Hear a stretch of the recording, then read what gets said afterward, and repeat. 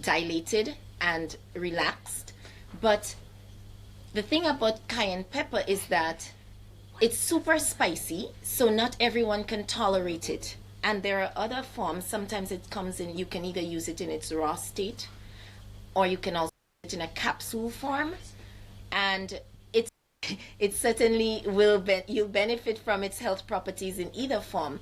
But one of the ways that I know cayenne pepper is used the most, especially in detoxifying, is there is something called a master cleanse. And generally it's paired up with like lemon juice, clean water, and cayenne pepper. They're kind of mixed together, and you sort of just drink that on a daily basis throughout the day. And it really helps to detoxify your body. But it's really, as I said, the cap in it that gives it its spiciness, and that also is responsible for its health property in detoxifying.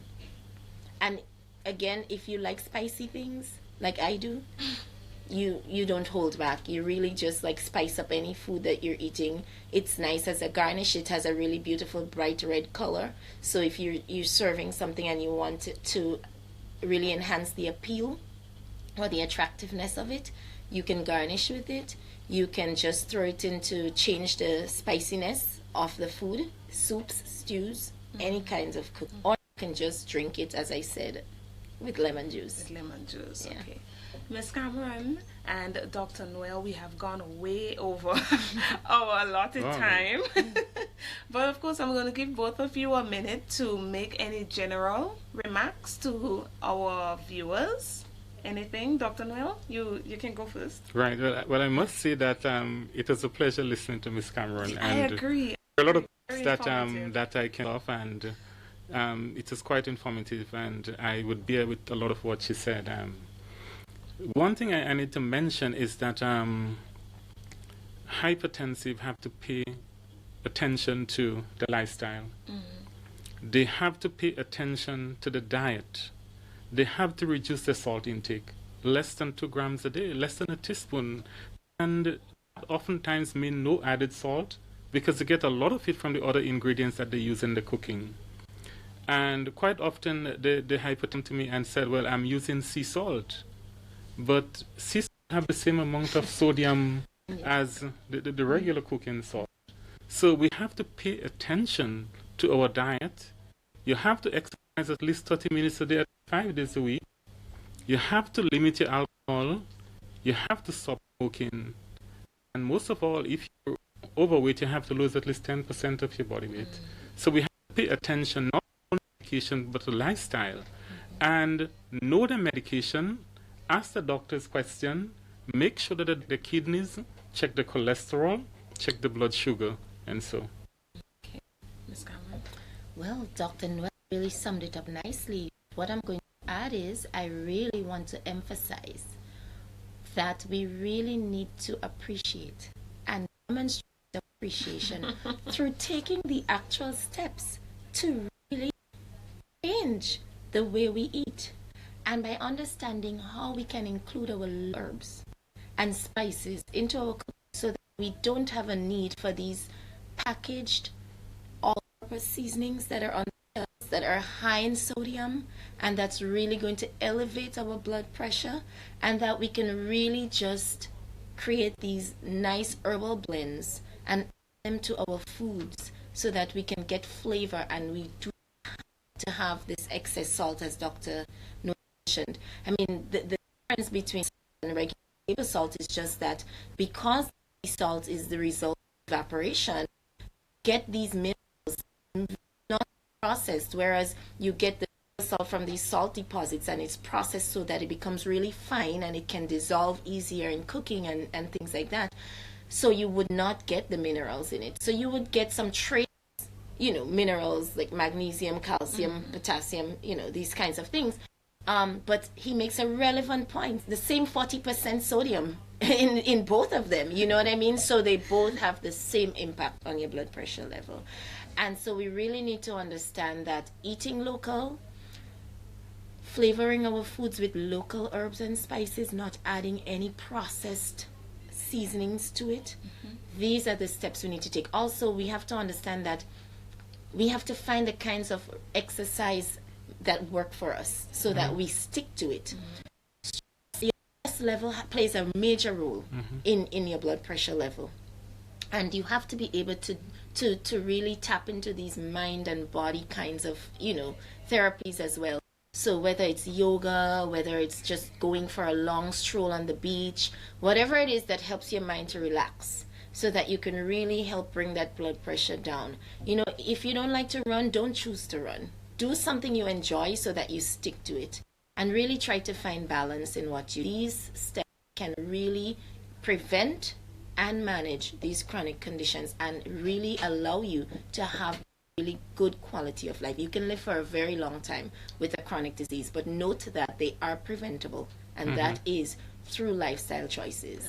Okay, thank you very much, Miss Cameron, and thank you very much, Dr. Noel. And My viewers, pleasure. just to recap, some local foods that can aid in the prevention and management of hypertension are cayenne pepper, nuni, Moby, sea salt, apparently not sea salt, cocoa, cinnamon, basil, or gum, as we call it locally, ginger, coconut water, and celery. Some of these, Miss didn't get a chance to tell us exactly how we can use it and how it benefits us because we're running out of time. But for persons who are not hypertensive, you can add these to your diet. For persons who are hypertensive and are taking medication from your physician, please do not forget or do not neglect to consult your physician if you are thinking of adding these to your diets and you are on medication. Yes, Dr. Dr. Noor, that is correct? Sure. So thank you again, viewers, for joining us for this episode of Health Matters. I'm your presenter, Chriselle Benjamin. Very much for joining us, and thank you, Dr. Noel and Miss Cameron, for being here. Until next time.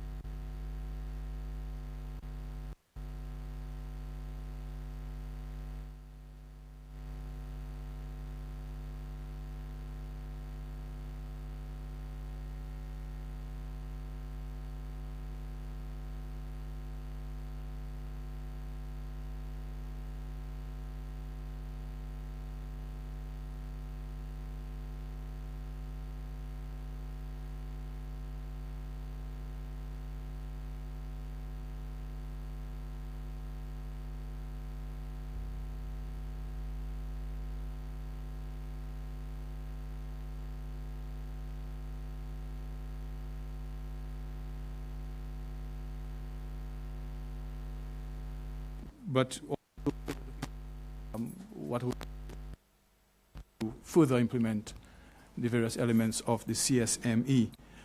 We also will be looking at other areas of the economy. The chairman of the Commission on the Economy will also be reporting on its work. We know that Prime Minister Mitchell is also the chairman of the World Bank States Forum, and we also have with us the president of the CDB.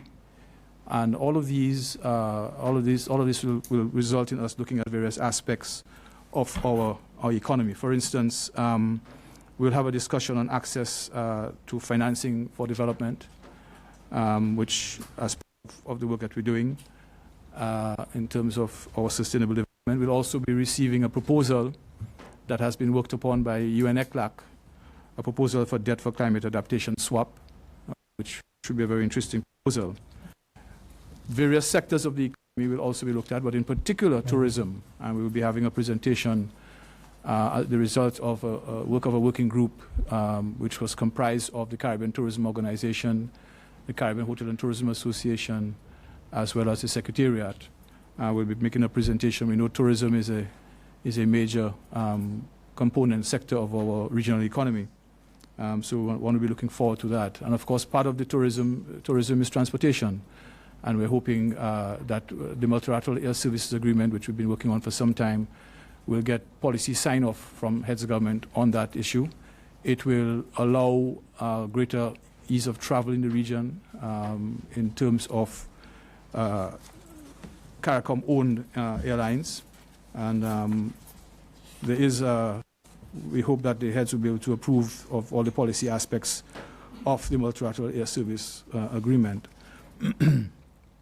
Also, we will be looking at the ICT, the roadmap towards a single ICT space. We know ICT has to be a major player in terms of competitiveness in our region. We have a roadmap that we'll be putting forward in terms of seeking to achieve that at the end of the day, ICT, we're hoping will be able to deliver on cheaper and ubiquitous broadband and lower the cost of doing business to the extent that e-commerce becomes more and more part of how we do business in our region.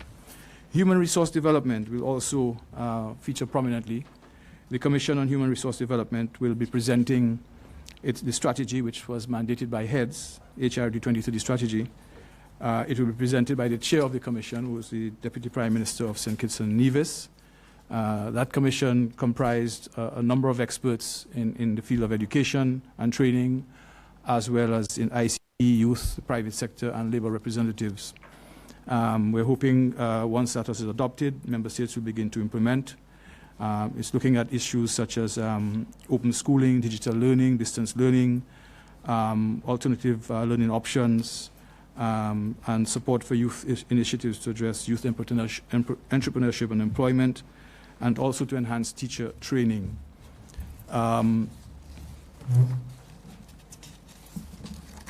Health will also feature very prominently on the agenda. This is 10 years since we adopted the Port of Spain Declaration on NCDs, on health and NCDs.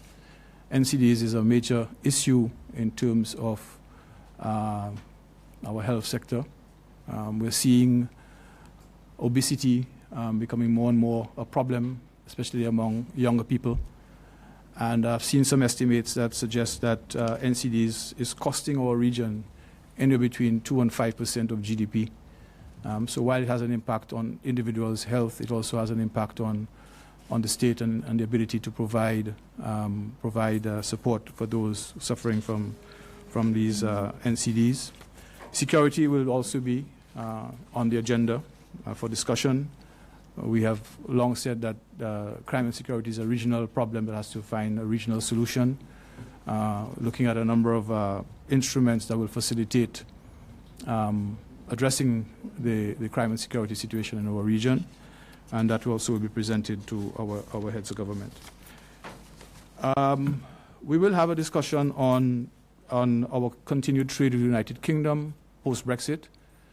We have, in fact, been having some informal consultations, discussions with the UK government, and proposal for us to roll over the current EPA agreement that will allow for there to be no trade. As you know, the trade of the United Kingdom is currently governed by the EPA agreement. So once Europe pulls out of Europe, then of course we have to have another arrangement, and we're hoping to have a seamless shift across to ensure that the trade continues. So this is a way of a few of the issues that we'll be dealing with. Of course, the border issues of our member states, Belize and Guyana. Border issues that we will be receiving an update from the respective member states on those issues. So, Mr. Moderator, by way of an introductory comment, I'll be open for any questions that one may wish to ask in this regard. Thank you very much to the Secretary General, Ambassador Irwin Larocque, for this opening statement, going through some of the issues that the heads will be discussing at the summit. Sorry. Let's say thank you very much to the Ambassador for this opening statement and going through some of the issues that the heads will be addressing at the summit in Grenada. Now, this is an opportunity to throw to the media, whether in Grenada here, which we have local media practitioners and regional media practitioners here as well, or social media on the Facebook page as we stream live, where the regional media they're also monitoring this, and they're being given an opportunity to pose questions to the SG on this Curtain Raiser News Conference to the CARICOM Heads of Government Summit. So just identify your name and your media house, and you can pose your question. Paul McAdam from DPI Guyana. Sir, we are about to enter into being an oil-producing state in Guyana. Will CARICOM have anything to add some input on this issue going forward? It's not now on the agenda, of course. So I don't know if a discussion will come up. Renewable energy certainly will be discussed in terms of, I'm hoping that we can have our heads to agree to the signing of an agreement that will establish the CARICOM Renewable Energy and Energy Efficiency Agency that will assist member states in renewable energy. But in terms of the petroleum sector, it's not currently on the agenda. Peter Richards, CMC, Barbados. Mr. Secretary General, the Caribbean countries recently showed that they were divided on the issue of Venezuela. Venezuela, the relationship of what's going on in Venezuela. You had, for example, the Prime Minister of St. Vincent and the Grenadines with the support of Antigua and even Dominica, the latest one, to say, well, they're not interfering in the internal affairs. And then you had, on the other hand, Jamaica asking for some form of intervention or what have you. Do you anticipate that being an issue being discussed by the leaders, given the fact that the CARICOM foreign ministers had unanimously agreed that there should be no interference? Well, the agenda for the heads of government meeting will be adopted on Wednesday morning, and I guess we'll see what emerges out of that agenda. Currently, the issue of the situation in Venezuela is not inscribed on the agenda. I wish, however, to say to you that there are some basic principles that the community has elaborated, and those principles still hold. All our member states ascribe to the statement issued by the COFCOR, the Council of Foreign and Community Relations, of non-interference, non-intervention in the internal affairs of the sovereign state of Venezuela. This holds, despite what you may have read about a particular text being considered at the OAS, those principles hold. I think we have to wait for the outcome of the meeting to see what statements will come out of this meeting on Venezuela, if any. But so you're in effect saying that the CARICOM leaders will have a united position coming out of the summit on Venezuela? I have not said that. What I have said is that we have basic principles that we are united on that continues to inform our approach to dealing with Venezuela. And whether or not the matter is discussed, we have to wait to see what is the outcome of the meeting. Is Mr. Maduro going to be the quote-unquote secret guest? I'm not aware of any secret guests. I certainly am not aware of that. So who's going to be the high? We don't have any special guests for this meeting. No special guests. We have a number of facilitators for some items on the agenda. Special guests, as you know, is normally reserved for heads of government, heads of state, head of the UN and agencies such as that. We will have with us a number of facilitators for different items. For instance, I mentioned the Secretary General of the Caribbean Tourism Organization will be there for the tourism item. We have the Vice President, a Vice President of the World Bank who will be there for financing for development for small states to facilitate specific items on the agenda. But we have no special guests. Janelle Persad, NCN Guyana. The ACP Secretary General had said that, had expressed the view that Caribbean countries were not doing enough to discuss the post-Cotonou agreement in 2020, and he called for more to be done as it relates to that. Guyana's foreign minister had also said that we seem to have been focused heavily on Brexit and not looking at the benefits that we derive from Cotonou. Do you feel that we're doing enough as it relates to the post-Cotonou, the successor to the Cotonou agreement? I think we certainly are. We have had several discussions. First of all, the item is on the agenda for heads of government, the post-Cotonou and our preparations for negotiation. It is on the agenda. Heads have had 2 previous discussions on the matter. Foreign ministers have had discussions on the matter. Going forward, foreign ministers of CARICOM have had it, and the Council of CARIFORUM has also had discussions on that. Only 2 weeks ago in Cancun, it was, CARIFORUM foreign ministers had a consultation with one of the commissioners of the European Union on the matter going forward. The negotiations will be launched next year, about a year from now, and we will be ready. We certainly will be ready. The matter is being discussed and from all various angles.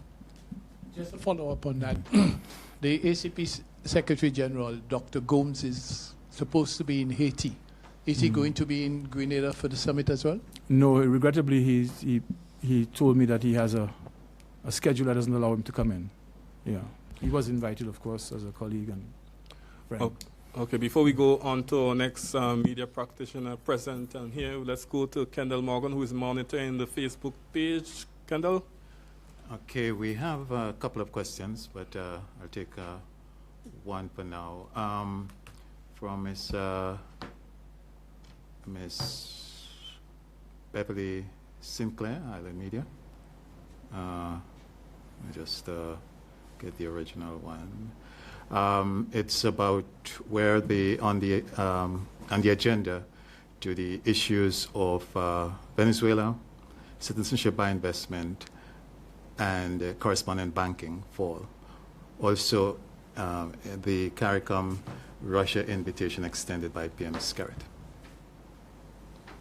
Can you take your time and tell me? There seems to be about 5 questions rolled up in one. Yes. I'm not sure. Okay, so I gave an indication of what's on the agenda already. So can you just maybe give me one at a time? Right.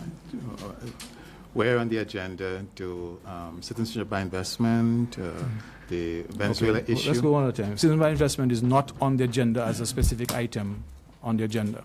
It's not. We've had discussions on that over 2 previous meetings. It's not currently on the agenda for this. Of course, in a fluid agenda, anything can come up, but it's not currently inscribed on the agenda. And correspondent banking?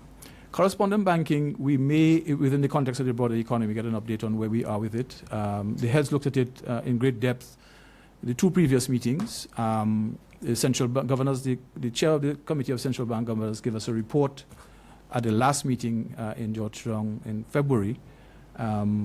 So it will come up. It's not a specific item on the agenda, but as I mentioned, that the economy is going to be discussed. The continued impact on us continues to be a major concern. We continue to raise the matter at every opportunity we get with the relevant authorities in those countries that have an impact on the international banking sector. Let me slip in another one. Loop News Barbados. They're saying that movement between the islands is too expensive and restrictive. What is CARICOM doing to improve this? Well, as I mentioned, the Multilateral Air Services Agreement, the policy for which we will be putting to heads for approval, will allow for better, I should say, more opportunity for inter-regional travel. And if you'll just permit me, I will give you some of the elements of that piece of work that we are dealing with. The agreement concerns operation of CARICOM air carriers, so it really is focused on those owned by CARICOM nationals, big and small, and we have a number of small operators in the region. It provides for fair and equal opportunity for all CARICOM air carriers to compete in air transportation covered by the agreement. So, for instance, SVG Air, which I saw when I landed here, would have the ability to fly for the region once certain standards of safety and otherwise are met. That will provide more interregional airlift to our community. And as airlines grow and expand, it will also allow for more cargo to the extent that is something we're looking at. Of course, the issue of cost of transportation, air transportation, is one that continues to concern us. It will come up again. The transportation model in our region is unique, short haul, takeoff and landings and the like, but it's something that is of concern and that will also be looked at. We have, within the context of the Commission on Transportation, our airlines are talking to each other. That will also be discussed. The airlines are looking to see how they can cooperate and collaborate better to allow for, that is the CARICOM Airlines, to allow for doing certain things together that could result in economies of scale and purchase of spare parts, etc., for example. That's it? Yeah, one on crime and security. These are from different people. Yeah. Crime and security, is that an issue? Crime and security, as I mentioned, is an issue on the agenda. It's always on the agenda. It's something that continues to concern us, and it will be discussed, yes. Okay. Before you switch, let me say, good, whatever time of the day it is in London, several people are shouting us up, and those in New York. I neglected to say something, and I have to apologize for that. The opening ceremony, there'll also be an award conferred on Miss Shirley Price of Jamaica. I really do apologize for not mentioning that. Miss Shirley Price, as part of the opening ceremony, the CARICOM Triennial Award for Women. Ms. Price has been a staunch advocate for the rights of domestic workers in particular and human rights in general in the region, and she will be lauded and awarded the Triennial Award for Women. I did apologize for not mentioning that sooner.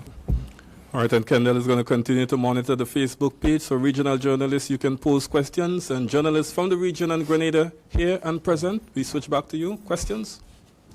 Good morning. My question has to do with the proposal from ECLAC. Can you share some more on what that proposal? You did mention it's going to be about debt swapping. Yeah. There has been some discussion in Grenada recently. Can you just share more about that proposal from ECLAC and probably the countries that it is targeting? Well, it's a proposal that was first raised by ECLAC when we met in Barbados. It's one which we welcomed in principle. Basically, our region, many of our member states are heavily indebted, and that debt is occasioned in large measure by external factors, whether they be severe climatic events as of recently. Many of our countries are rebuilding and repairing the same infrastructure over and over because of the destruction by bad weather, and also by economic externalities. And the proposal has been put forward that some arrangement be put in place with the debtor countries to allow for that debt to go into some type of a fund that could be used for climate change, adaptation and mitigation. That's as far as I will say at this point in time. It more than likely we'll have to look at it in greater detail with our ministries of finance to see what it's entailed, but I'm hopeful that is something that will gain currency with our debtor countries and international institutions. You did say it's a proposal from ECLAC. Yeah, UN Can you ECLAC. confirm that it's also involved in Nature Conservancy grouping? I am aware that the Nature Conservancy grouping is probably receiving some resources, similar type of resources maybe from Germany, but I'm not sure.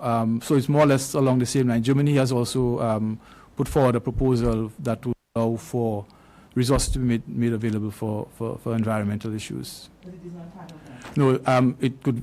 Right now, it's a general proposal from ECLAC that has to be shopped out, of course, once it is developed properly and shopped out to our creditor countries and international institutions.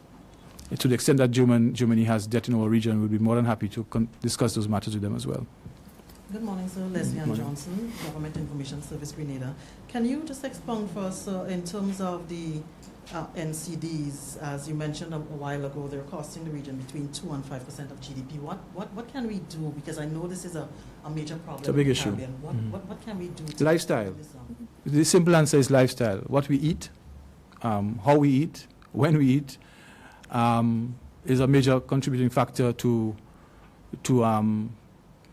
our state of health. As you know, we tend to eat a lot of fast foods, high in salt, and other cholesterol-inducing products. More exercise. We don't exercise enough. Many of us are walking with a big punch in front of us. Not Peter Richards, it's size slim and trim. More exercise. Smoking is an early harvest. Smoking, we know, causes untold damage to not only the smoker, but secondary smoke. Smoking will get particular attention because if we, you know that our health ministers have been talking about labeling, pointing to the dangers of smoking, public education, and also we have to start looking at what kind of foods and vending machines we make available to our youth in schools. School feeding programs is another way of allowing for that. So there are a number of issues, and we will be having a presentation on it. Hopefully there's some measures that we can agree on that member states will adopt collectively at a national level going forward. Thank you. And CARIFESTA will also be discussed? Oh yes, CARIFESTA. We will get an update from Prime Minister on CARIFESTA. Plans are well afoot. Just last week or a week before, I met with the Minister of Culture of Barbados, and plans are well afoot for a good CARIFESTA celebration. I understand 23, maybe I shouldn't give a number, but quite a number of countries will be coming in for various activities in Barbados. And I'll be there as well, and I invite you to come.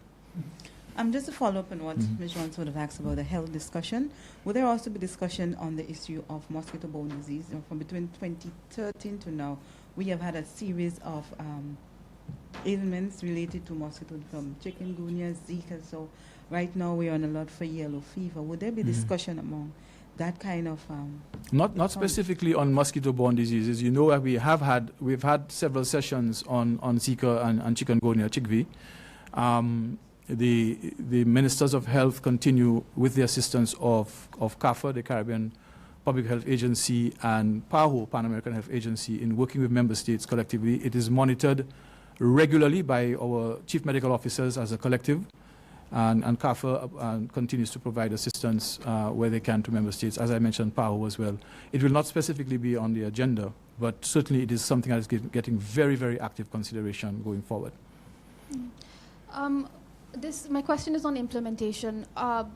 Since the last meeting, are you comfortable with the level of implementation at member states level and even at the Secretariat? And what are some of the challenges that you've been having, if any at all, when it comes to implementing the decisions that are taken at that level? I always would like to see better implementation of the decisions that we take. I mean, there's always a few things I consider we could do better. But I think we're doing not too badly, if I may say so. We tend to focus on what is not being done rather than what is being done very often. The CARICOM single market and economy in particular, we took stock of that at the last meeting. Between then and now, we prepared, and that will be discussed, is being discussed with member states. We're not yet at the point where we can say that this is going to be adopted as the way forward, but a roadmap for those countries that are lagging behind in certain areas. We're in discussion with them on time frames that need to be adhered to. That does not mean that the rights and obligations that member states have by virtue of the Treaty of Chaguaramas or by decisions taken is negated, because the mere idea that you take a decision, the treaty is very clear that decisions are binding. And if, of course, member states do not allow for the rights of certain citizens, we do know that citizens have in the past, both natural and companies, taken the community before the CCG and member states. So that is always there. But I think, by and large, when you look at the number of other areas that we're dealing with, the wide scope of things that we're dealing with, we're not doing too badly, but there's always room for improvement. Just a quick follow-up. There is the perception, and I've heard, I always hear in Guyana people talk about CARICOM is a waste of time, or I'm not sure if the same is true for other Caribbean countries. And I remember heads talking about clearing that perception. What has been done in recent times to improve that kind of thinking among the Caribbean people? It's constant communication to the people of the region in terms of what we're doing, what we're achieving, what we're planning, and how we go forward. And sometimes I think we take for granted what it is that we're doing. Colleague asked a question about chikungunya and other mosquito-borne diseases. A lot of work has been done. All of the lab tests out of Guyana for chikungunya were done by CAFA, a CARICOM institution. Every single lab test that went across had to be transported to Trinidad and Tobago, where the CARICOM Public Health Agency lab exists. I believe it's a level 3 laboratory that is certified and so on. And we keep forgetting the other things that we do when a hurricane strikes or disaster strikes, how CDEMA moves in and the like. So there are a number of things that we do, and we just have to keep on informing our citizens. It's not just the Secretariat and the Secretary General who has to keep on doing this. The member states themselves need to say what's going on and how they're benefiting from it in terms of functional cooperation in a vast number of areas: education, health, our advocacy in the international community. All of these read down to the benefit of member states. We have been working, for instance, on issues of per capita income as a basis for funding, and we're beginning to see some light at the end of the tunnel. And if this work is not constantly ongoing, and I said to someone the other day, imagine if there were no CARICOM. A number of things that we take for granted would not be there. So we have to do a better job at communication, basically, both from the standpoint of the Secretariat as well as the member states. That is, in a nutshell, is what I would say to you. I regret that the person thinks it's a waste of time. I don't think it is. Ambassador, Absolutely good morning. not. Eugenia Peters from the Grenada Broadcasting Network. Over the last month, ACSEAL, a student-based organization, has written to the Secretary General, yourself, and various CARICOM leaders requesting that you address or commit to the issue of the discrimination in legal education caused by the 1971 CARICOM Treaty. In light of the CARICOM Human Resource Development Strategy 2030, carded for the upcoming discussion, do you see this as an important issue concerning or requiring a contemporary response from CARICOM? Who you said wrote to the Secretary General? I'll have to tell him that because he hasn't received any such correspondence. ACSEAL, a student-based organization, has a concern as it relates to discrimination in legal education caused by the 1971 treaty. Legal education, again, something that is being addressed. I know the Council of Legal Education, at the request of the heads of government, has done some work on it. I'm very much aware of a consultant providing some advice on the way forward. That has to go to the Council of Legal Education for review. It has to come to the Legal Affairs Committee before it comes to the heads of government. All I will say to you is that the current situation where certain graduates have preferential access to the legal education is something that needs addressing. Mm-hmm. It does.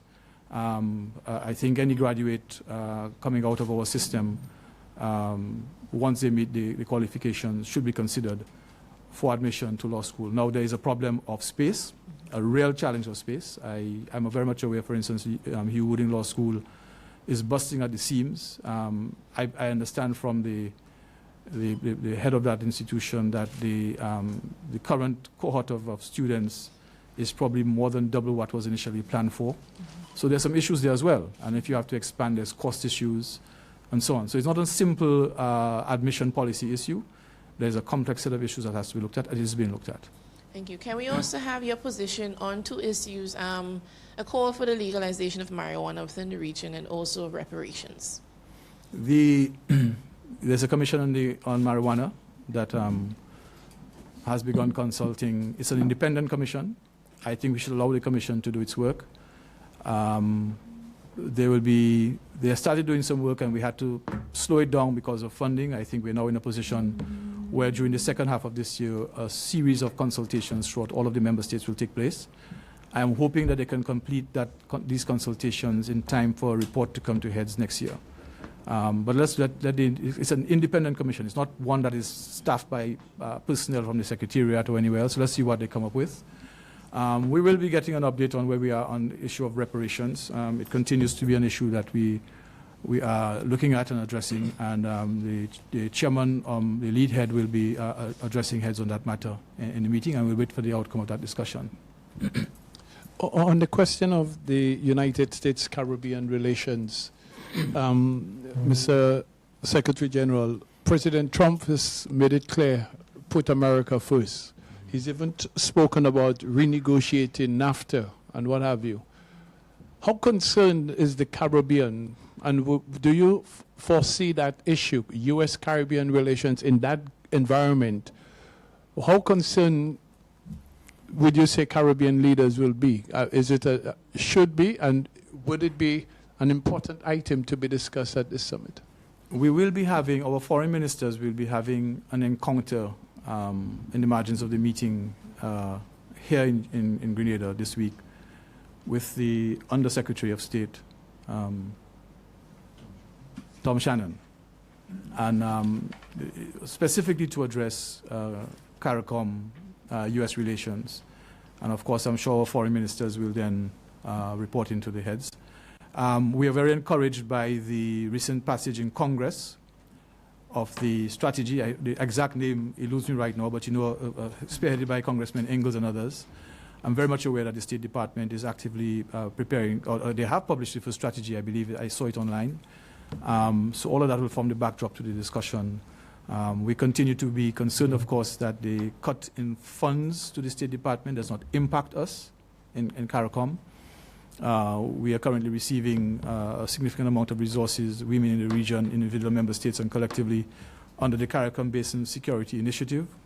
We trust that that partnership will continue and urge that the funding levels do not decrease. We know that the Americans have cut funding on HIV and AIDS, which we regret very much and have informed them. But let's wait and see what the discussions come out of later this week, and we'll have a better sense of it.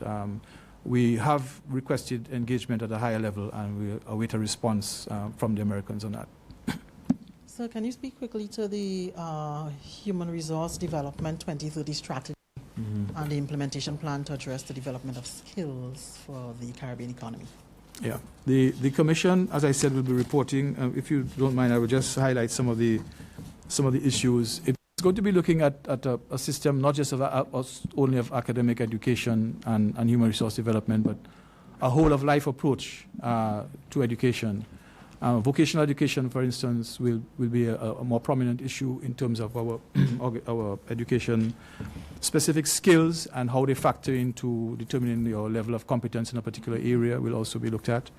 The issue of entrepreneurship, multilingualism, leadership skills, etc. All of these are going to be factored in. Teacher education, all of which will hopefully see a change in how we teach, curricular change eventually. We have begun working on an implementation plan. Although the heads have not yet adopted, we anticipate they will adopt it because our ministers of education have accepted the strategy. We began working on consulting on an implementation plan for that strategy, and we'll be giving you a little more information. I am hoping that we will have a specific media encounter, perhaps on Wednesday afternoon. We want to do 2 special media encounters. We're still trying to work out the details, one on the NCDs and one on the human rights development, the human resource development strategy. Definitely, the NCDs, I think, is well in train, but we're also trying to put something together for you, giving you a lot more information and facts on the HRD strategy as well. So look out for that on Wednesday afternoon. Yeah. And just to let the media know that those news conferences, They will probably be happening at the St. Andrew's Room, which is basically set up for things like this. It's set up for that. This is where we'll have the closing news conference, the St. Andrew's Room at the Radisson Hotel. Right, you go up the steps. Some of the old journalists who've been there long would know. Okay, so all we. Are young. all of the journalists here are young. I think someone said young-ish, you know. Okay. Without exception. Yeah. We're just about close to the wrap-up stage. Maybe if we can squeeze in one more question. That's it? Okay, right. So I think we have been well briefed on this curtain raiser news conference, thanks to the SG. A wide range of issues to discuss by the leaders in Grenada for the next few days. Of course, the opening ceremony from 5 o'clock tomorrow afternoon, Tuesday afternoon, live at from the Trade Center, and it's beamed live through the region, all stations available, and I think it's also on the live on the CARICOM website as well. Social media, people in the diaspora, everyone can now interact and receive it. Thank you very much, all the media practitioners coming, local and regional, and we say thank you very much to the SG team, Secretary General, Ambassador Irwin Larocque, Secretary General of CARICOM. Thank you very much.